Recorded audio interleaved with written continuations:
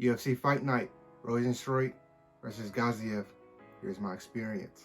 I see my haters proud of me now. When I'm around, it's all smiles. I took over my whole town. To kick off the video, overall, the event, I will give it a solid 7.5 to 8. Well, on paper, it didn't look so good, but the prelims, I feel like really propped this card up, which some really good prelims. Christian Duncan stands out from the prelim fights. He was really aggressive this fight, and I think 185 might have themselves an English contender with his finish over Claudio Ribeiro. Ribeiro looked like a statue in there for some of that fight. I don't know what he was doing, but Christian Duncan got the finish. That's all you can ask for. But the talk of the town, the KO of the night happened in the prelims, and that went to Mr. Vinicius. I probably butchered that name, Oliveira, when his fight over Sopra.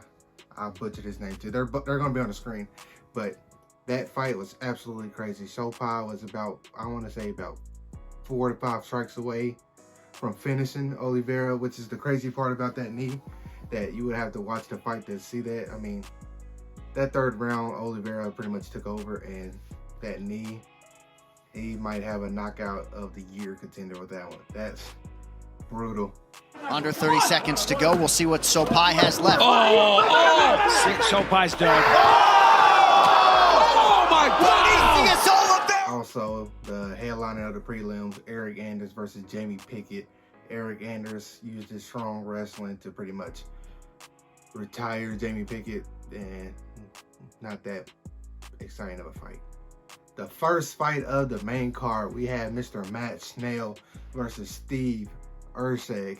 I learned how to pronounce his name, and that's what happens whenever you perform. This man absolutely destroyed Matt Snell with the left hook. Like, that was absolutely nasty. And with that knockout, I mean, what do you want next from Erceg? He called out Brandon Moreno. Kind of surprising. Will Moreno take it, coming off of back-to-back losses? I mean, if Steve wants it, give it to the man, you know what I mean? But if Moreno accepted, that's a different story. I like that fight. I love the finish that he got. Great fight from Steve Erceg. Some action in the pocket. That's where he's going to have his That'll do it, the walk-off! Following them, we had Umar and Nurmagomedov versus Bezat Alamakan. I think that's pretty close if it's not correct. Yeah, Bezat caught him early. He dropped him. We saw Nurmagomedov get dropped by a debutant Bezat. But outside of that, it was pretty much business as normal. I mean, Umar's wrestling and grappling pretty much just dominated the entire fight. Outside of that initial knockdown, Umar faced very little to almost no resistance in his wrestling and grappling. And he did do some pretty good damage to my guy Bezat's face. What's next for Umar? I have no idea. He caught out Corey Sandhagen again. He did have that fight, like I said before in the predictions video. He had the fight before, but he had to pull out. So I don't know if Corey Sandhagen want to give him that opportunity again, but I'm not too opposed to the fight. In this fight right here, we had the potential for somebody to jump the line at flyweight, and he did not seize that potential at all. At 2-1 unanimous decision, he clearly lost that second round. But outside of that, I mean, if you want to jump somebody in line for a title shot in this position, you have a former title challenger in your sights, you have to go finish that fight. You have to go finish that fight. I mean, especially with the person you're competing against doing this, Mr. Brandon Royval in Mexico, and against Mateus Nicolau. I mean, I know that Brandon Royval got 50-45 the last time they fought. What was it? Now it'd be like 4 months ago. But I mean, you got Brandon Royval, Amir Albazi, Mokaev threw his name in the ring. I mean, what do you want to see? I want to see Royval after what he just did to Brandon Moreno. But that's my opinion. How did y'all feel about Mokaev's performance against Alex Perez? Alex Perez actually surprised me. He had a really good takedown defense for a lot of that fight. In the co-main event of the night, we have Victor Petrino versus Tyson Pedro. This was predicted to be my fight of the night. It was not fight of the night.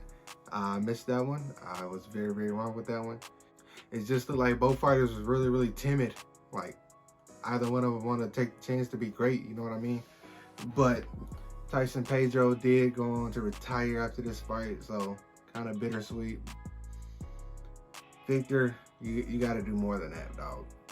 I mean, he tried to turn it up towards the end of the fight, but I mean, that's too late. If you're trying to become a star, those are the type of fighters you got to finish. Get people excited, you know what I mean? But good performance from him. Got to win. That's all that really matters. Who would y'all like to see him fight next? I don't know. Y'all let me know. Y'all think he's ready for a ranked guy? Maybe Anthony Smith, he did call him out. I don't know. I think there's some fun fights for Victor. Not that Victor that came out last night, but I think there's some fun fights for Victor. In the main event of the night, we had Rozenstruik versus Samuel Gaziev. I was wrong. I was very, very wrong. Rozenstruik surprised me. He surprised me. He made a whole lot of improvements after that. Y'all know made a fight, but he looked really good. He looked really, really good.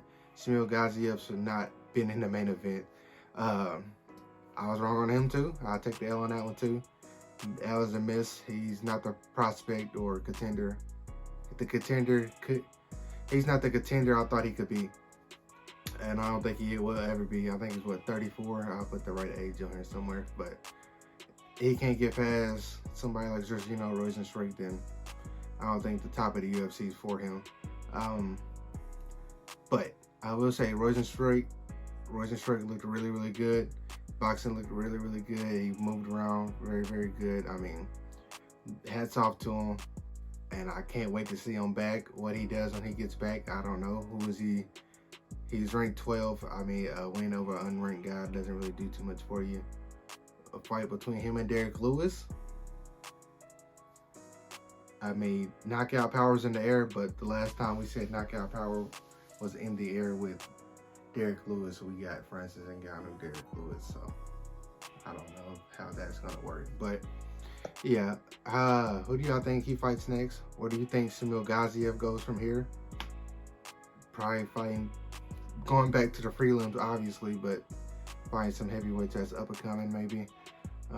Yeah, overall, I mean, the storylines coming out of this is just like, there are so many possibilities, and I don't think a lot of them got realized, especially with Mokaev. Mokaev needed a finish in that fight, and he didn't get that. I think Steve Erceg got a really, really big boost going into his career, especially if he's trying to call out somebody like a Brandon Moreno. But I think the overall winner of the night, it has to be Oliveira. I mean, Dana White, probably 30 minutes after the fight, posted it. That's always a big boost. Viral knockouts are great for your career. I'll say Oliveira looked really, really good. Christian Leroy Duncan looked really, really good.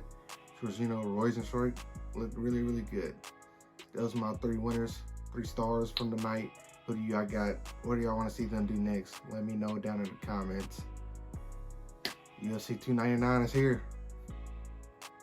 Tito wins. But, like always, be good people.